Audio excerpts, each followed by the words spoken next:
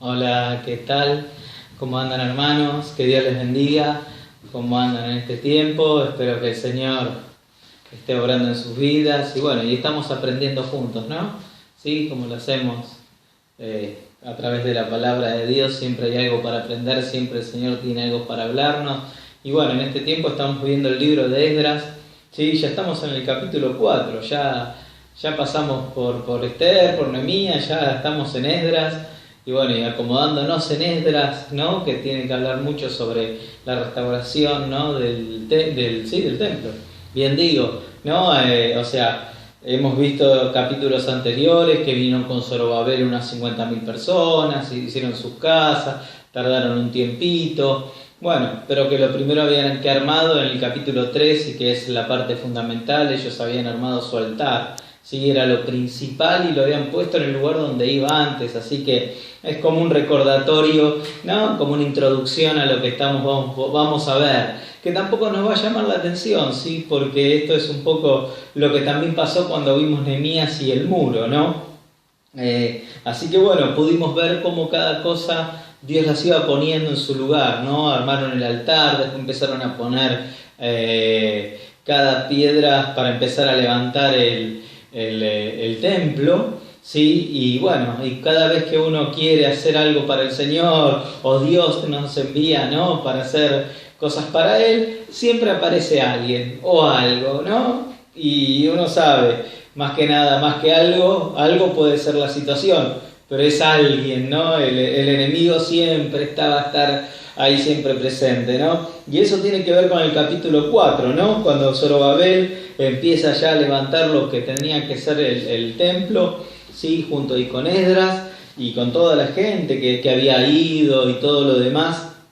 Y es algo interesante lo que empieza a decir, ¿no? Y oyendo los enemigos de Judá y de Benjamín, que los venidos de la cautividad edificaban el templo del Señor su Dios, ¿sí? El Dios de Israel, se acercaron a Zorobabel y a los jefes de los padres y le dijeron: edificaremos con vosotros, porque con vosotros buscaremos a vuestro Dios, ¿sí? O sea, buscamos a Dios todos juntos, el mismo Dios, y a Él sacrificamos desde los días de Esarhadón, rey de Asur, o sea, de Asiria, que Él nos envió acá, ¿sí? Primero vamos a leer esos dos versículos. Lo primero que habla es que los enemigos de Judá y de Benjamín, ya directamente ya los nombra así, ya habían acercado, y habla de este rey, ¿sí? Porque esto tiene que ver con los que volvieron del reino del norte, ¿sí? Los últimos que se fueron con Nabucodonosor en la cautividad era el reino del sur, pero esto tenían que ver con el reino del norte, y ellos eran los que habían venido primero, ¿sí? A ese lugar y a tomar esas tierras otra vez, y estando ahí hace años, ¿qué pasó? Empezaron a mezclarse, empezaron a estar con los samaritanos y empezaron, ¿no? a nacer esto que era mitad judíos, mitad gentiles, y ese sincretismo y eso que siempre hablamos de que se empezaron a mezclar, ¿no? ¿Y qué empezaron a decir ellos? Y bueno, edifiquemos juntos, si adoramos al mismo Dios, si somos lo mismo, ¿no? Es el relato de este día, ¿no? El relato de este tiempo, es el mismo Dios. Una cosa, la otra, ¿no? Lo que la nueva era y todo lo demás nos quieren meter como relato y como enseñanza, como nos meten por todos lados, por la tele, por todos lados, por la computadora, en todos lados se meten, como que todos los caminos conducen a Roma, ¿no? Como dice ese dicho. Pero acá se acercaron a Zorobabel y a los jefes de los padres, dice: y edificaremos con vosotros, porque vosotros buscaremos a vuestro Dios. Y a Él sacrificamos desde los días de ese rey de Asiria. O sea, ellos habían vuelto con de cuando estaba ese rey, ¿sí? que era el rey que los había deportado anteriormente. O sea, los había traído, o sea, ellos habían vuelto al lugar o habían quedado de esa deportación, pero se habían casado con otras clases de personas. Y bueno, eran samaritanos en sí, ¿no? Lo que era Samaria. Y bueno, el asunto es que ¿qué pasó? ¿No? Ellos querían hacer una amistad, querían juntarse, ellos querían tener la misma relación, querían decir: bueno, si somos lo mismo, tenemos el mismo Dios. Lo que pasa es que ellos estaban mezclados, ¿no? Y miremos el versículo 3 para poder entenderlo un poco mejor. Y les dijo Zorobabel y Jesúa, o Josué como le decían, como también se les dice, y los demás jefes de los padres de Israel: no nos conviene edificar con vosotros casa a nuestro Dios, sino que vosotros solo la edificaremos al Señor Dios de Israel, como nos mandó el rey Ciro, rey de Persia. O sea, directamente acá Zorobabel y todos los que habían venido con Zorobabel le dijeron: no vamos a edificar con ustedes. Aunque parece muy duro, aunque parece muy seco, aunque parece que es muy chocante, pero la realidad es que no querían y que no debían, porque la ley misma decía que no debían mezclarse con los paganos, con los que no tenían nada que ver, ¿no? Y me gustó algo que leí en uno de los comentarios, que la profundidad de esto.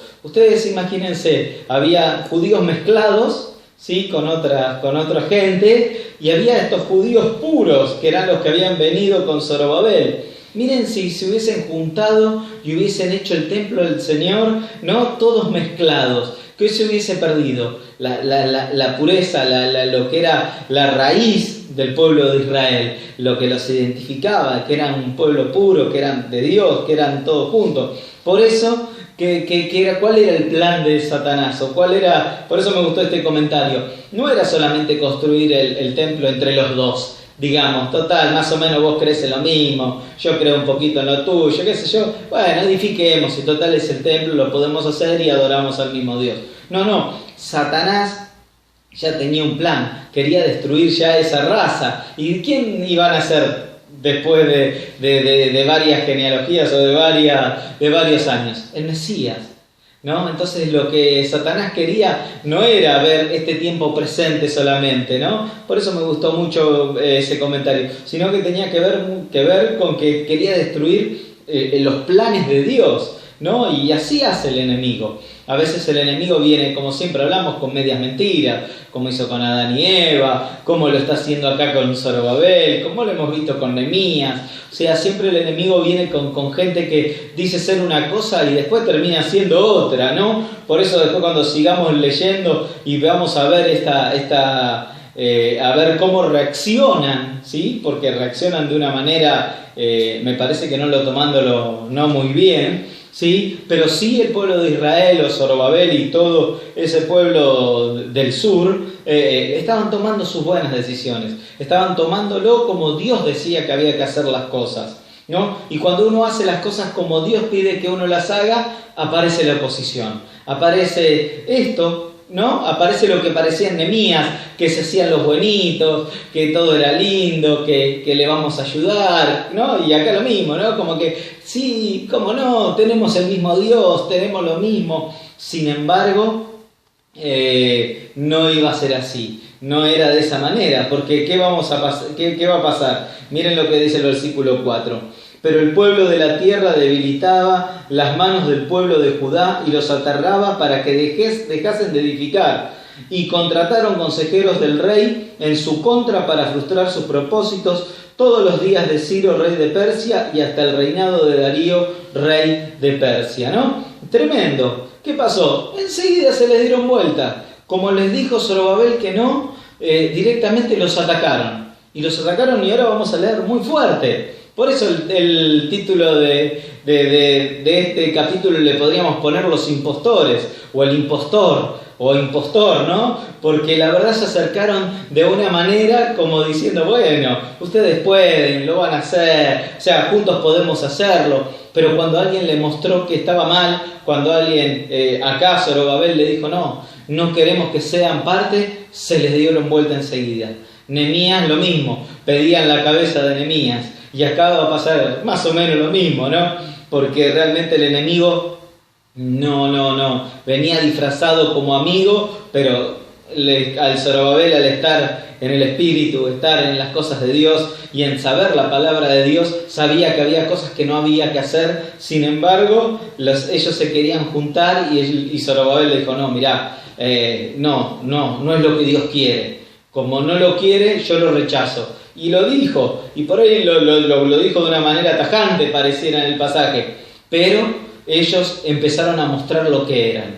Por eso realmente le puse impostor a esto, ¿no? Porque ahora vamos a ver varios versículos, ¿sí? Tiene hasta el 24, y vamos a ver varias cosas de lo que hacen esta gente. ¿sí? Esta gente que estaba mezclada, que sabía que no tenía nada que ver con el pueblo de Israel, ¿sí? Puro, con el verdadero pueblo de Israel, sino que ya se habían mezclado y que ya tenían otra clase de forma de hacer las cosas, realmente se enojaron, ¿no? O sea, no les gustó, pero el pueblo de la tierra debilitaba las manos del pueblo de Judá y los aterraba para que dejasen de edificar, o sea, los intimidaba. Les decían de todo, o sea, era muy parecido a lo que pasaba en Nehemías, ¿no? Y como no les alcanzó solamente eso, sino que dice que contrataron consejeros del rey en contra para frustrar sus propósitos todos los días del rey, días de Ciro, rey de Persia, hasta el reinado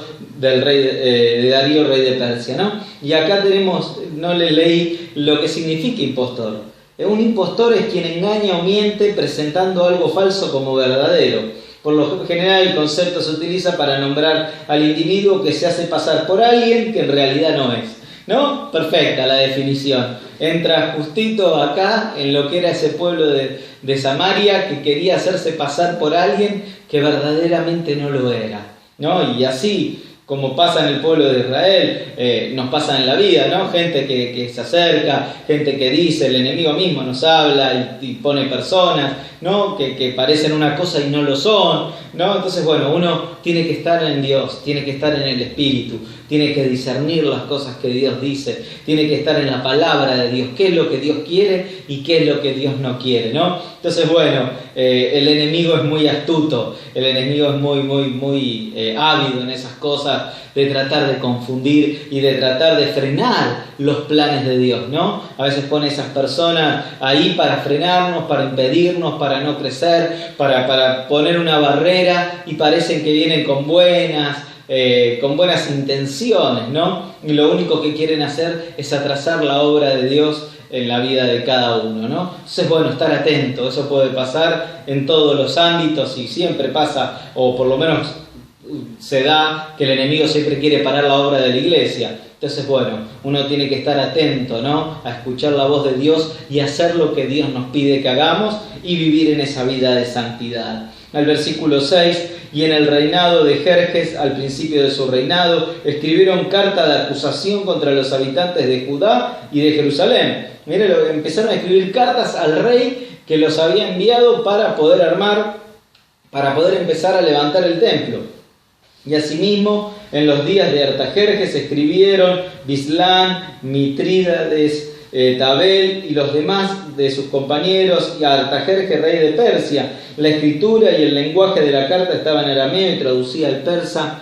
Bueno, y Rehum, canciller, y Samsai, secretario, escribieron una carta contra Jerusalén, ¿sí? Al rey Artajerjes de esta manera. Entonces Rehum, canciller, Simsai, secretario, y los demás compañeros, Dineos y todos los que nombra ahí, sí, tienen un montón, sí, los elamitas, dice, y los demás pueblos que el gran y glorioso Asnapar, sí, transportó. O sea, este era un rey de Asiria que se los había llevado primero, estos que se querían hacer los amigos del pueblo de Israel, se los había llevado, y era un rey muy reconocido. Asiria fue con ese rey el tomar el mayor lugar, el mayor territorio, crecieron como cultura, militarmente, en las ciencias y en un montón de cosas, en artes. O sea, realmente este rey hizo grandes cosas. Y bueno, una de las cosas fue haberse llevado a ese pueblo y al pueblo de Israel, el pueblo del norte. Bueno, y sigamos para no quedarnos con él. Hizo habitar en las ciudades de Samaria, y los demás al otro lado del río escribieron. O sea, este pueblo o esta gente que estaba acá. Esta es la copia de la carta que ellos enviaron al rey Artajerjes. Tus siervos del otro lado del río te saludan. Sea notorio al rey que los judíos que subieron a ti, a nosotros, vinieron a Jerusalén y edificaron la ciudad rebelde y mala, y han erigido los muros y reparan los fundamentos. Ahora notorio sea al rey que si aquella ciudad fuere reedificada y los muros fueren establecidos, el tributo, alcabala, sí, que son impuestos, y rentas no darán. Al fin de esto redundará en perjuicio de la tesorería de los reyes. Ya pues que estamos mantenidos del palacio, no nos es justo ver el menosprecio del rey. hemos enviado por tanto para certificar esto al rey, para que busquen el libro de las historias de nuestros padres y hallaréis en el libro de la historia y sabrás que esta ciudad es ciudad rebelde y perjudicial a los reyes y a las provincias, y que de tiempo antiguo en ellas se han fomentado rebeliones, por lo que esta ciudad fue destruida. Hacemos saber al rey que si esta ciudad fuese reedificada y levantados sus muros, la región más allá del río no será tuya. Tremenda la carta que le escribe, ¿no? Primero parecían amigos y al final después le terminó escribiendo una carta al rey para tratar de destruirlo, para tratar de frenar lo que Dios había querido empezar a hacer, que era levantar el templo. Sí, que era otra vez volver a levantar el lugar de residencia, ¿no? Donde iba a estar su nombre, ¿no? Y el versículo 17 dice: el rey que envió esta respuesta a Rehum, canciller, y Simsai, secretario, y a sus demás compañeros que habitan en Samaria, y a los demás del otro lado del río, saludos y paz. La carta que nos enviaste claramente fue leída delante de mí, dice el rey, ¿no? Y por mí fue dado mandamiento, y buscaron y hallaron que aquella ciudad en tiempo antiguo se levantaba contra los reyes y se rebelaba y se formaba en ella sedición. O sea, el rey estaba como diciendo: la verdad, tienen razón esta gente. Y la verdad es que el pueblo de Israel se defendía de sus enemigos. O sea, se estaban defendiendo de los que los atacaban. No es que eran rebeldes, no, se estaban defendiendo. Pero los de Samaria hacían ver esto, y cuando buscaban en los libros vieron que, claro, había oposición, se había parado, o sea, se habían frenado ante esto el pueblo de Israel, no querían esto. Y por mí fue dado mandamiento, y buscaron y hallaron que aquella ciudad de tiempo antiguo levanta contra los reyes, se rebela y se forma en ella sedición. Y que los reyes fuertes hubo en Jerusalén, quienes señorearon en todo lo que hay más allá del río, y que tributo, alcabala, o sea, también impuestos y rentas se les daba. Ahora pues, dad orden de que cesen aquellos hombres, y no sea que aquella ciudad sea edificada hasta que por mí sea dado mandamiento. Y mirad bien que no hagáis error en esto, porque habré de crecer el daño para perjuicio de los reyes. O sea, el rey le dijo: basta, no construyan más. No van a seguir con el templo. Y aparte como que los amenaza: si lo siguen haciendo van a ver las consecuencias de hacerlo, ¿no? Como que el enemigo se había totalmente puesto en contra, ¿no? Y bueno, esto lo vemos, lo vivimos, ¿sí? Acá en lo natural, pero en nuestras vidas en lo espiritual, ¿no? Y también obviamente se refleja en lo natural, que cuando uno está haciendo las cosas que Dios quiere hacer, cuando uno se propone a buscar la bendición de Dios, cuando uno se propone a hacer las cosas que Dios pide, se levanta oposición, y aún de esta manera férrea, dura, de decir: ¿cómo puede ser que pase esto? Si yo estoy buscando al Señor, estoy haciendo las cosas bien para Él, y sin embargo la forma de frenar, de querer hacer que esto sea un impedimento, es tremendo, ¿no? Entonces el enemigo usa, ¿sí?, todas estas cosas para poder frenarnos frente a lo que Dios quiere hacer en nuestra vida. Entonces, cuando llegó la copia de la carta del rey Artajerjes, fue leído delante de Rehum y de Simsai, secretario, y sus compañeros fueron rápidamente a Jerusalén, a los judíos, y les hicieron cesar con poder y fuerza. O sea, directamente cuando le llevaron la carta a los samaritanos en respuesta a lo que el rey había dicho, ¿qué hicieron? Corrieron, claro, el enemigo ahí a full tenía un derecho ahí legal, como diciendo: el rey dijo basta, y es más, dice, lo hicieron cesar con poder y fuerza. O sea, si no los hacían, era tremendo, ¿no?, lo que se podía llegar a armar. Y bueno, entonces el 24, y este es el último versículo, dice: cesó entonces la obra de la casa de Dios, la cual estaba en Jerusalén, y cesó hasta el año segundo del reinado de Darío, rey de Persia. Y me quedo con esto, ¿no? El enemigo hizo cesar esto, ¿sí? Hizo a veces impedir que los planes de Dios de alguna manera se frenaran. Pero acá dice que se frenó durante ese reinado de Artajerjes hasta el reinado de Darío, ¿no?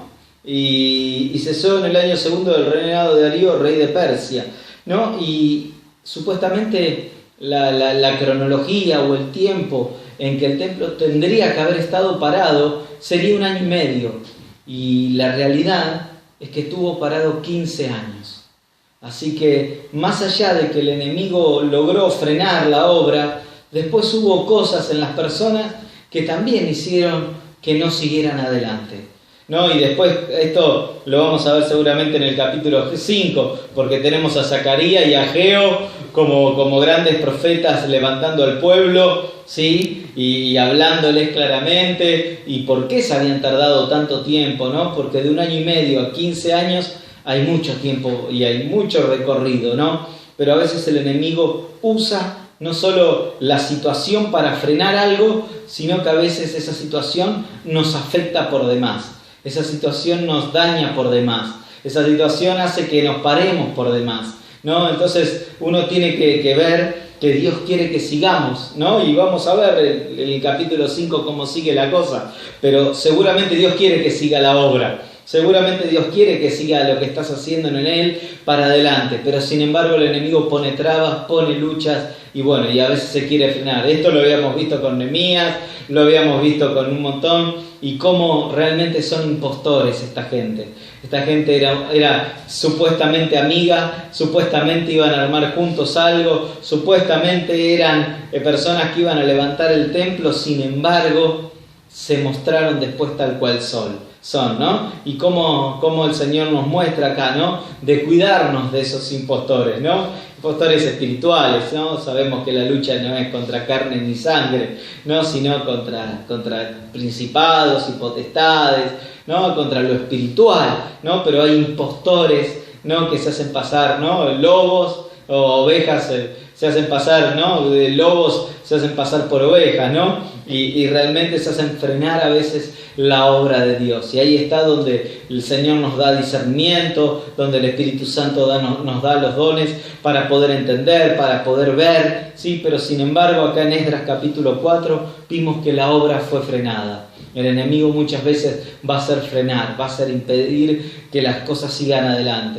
Pero a veces es por un tiempito. El tema no es tomarnos vacaciones de eso. El tema no es frenarnos directamente y clavar el freno y decir no va más, sino seguir adelante porque los planes de Dios, como sabemos, como hemos visto en los otros capítulos, Dios cumple. Sí, hemos visto profecías de 200 años que Dios cumplió. O sea que Dios tiene para tu vida planes, tiene promesas, tiene bendiciones, tiene cosas buenas para tu vida y que más allá de que haya hombres o mujeres, el mismo diablo tratando de frenar la obra que Dios tiene para tu vida, Dios la va a llevar adelante. A veces se frenará por un momento, pero vamos a tomar fuerza y seguir adelante con lo que Dios tiene. Por eso hoy el título, como les decía, el tema del impostor, ¿no? Tener cuidado, ver, el enemigo es un gran impostor y es un gran mentiroso. Es más, Jesús, ¿no? Nos habla y nos dice que es padre de mentiras. Así que bueno, estemos atentos y sigamos después en el capítulo 5 a ver cómo reacciona el pueblo, porque después la palabra sigue adelante, ¿no? Así que bueno, mis hermanos, que Dios les bendiga y seguimos en la próxima.